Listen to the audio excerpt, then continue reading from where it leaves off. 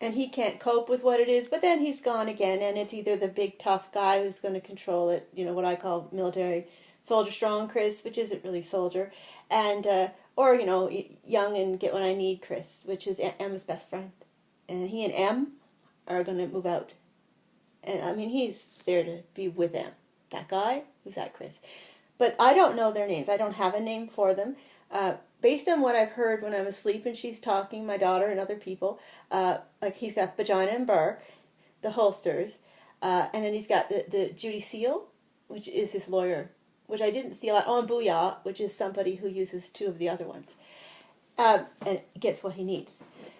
But according to Judy Seal, no matter what I believe or what I was led to believe, falsely, I have no rights to expect to stay in a marriage and to expect him to be held accountable for the marriage vows that we signed. So why are they even there?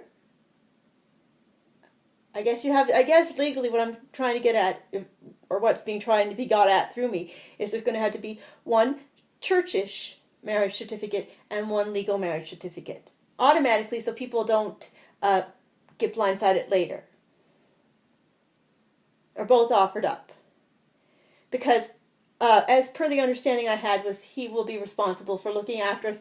I can work. I've offered to take in children. I've offered to try to do many things. I just can't find something and handle the stress load of the marriage at the same time. And even when I couldn't handle it, I still did it. I've only been off since last January because my hand was sore. And my hand was better by the spring, but then you threw this on me, and I'm afraid you're going to abduct her at any minute, and I'm afraid you're going to be coming at me with things or taking things from the house or bringing people into the house to sell it behind my back, and I can't concentrate and I can't cope. And my mother ended up with the some things going on to her in May.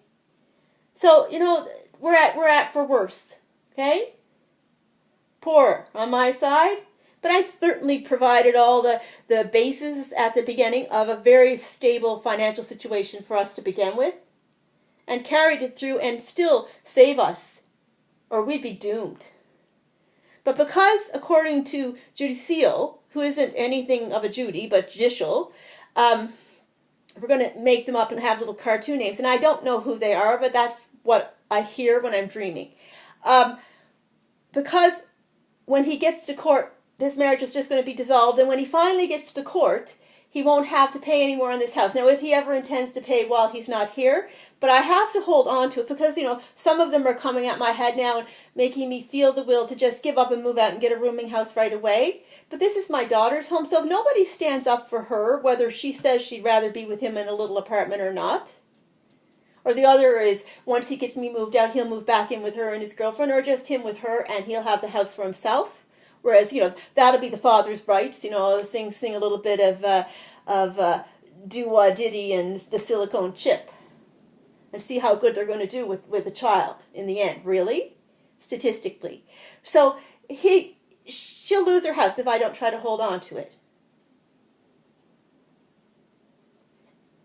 But because marriage has been, according to the judicial system that comes out of him, and I can't find anything any better online because I can't find anything when I need it anymore, my intranet.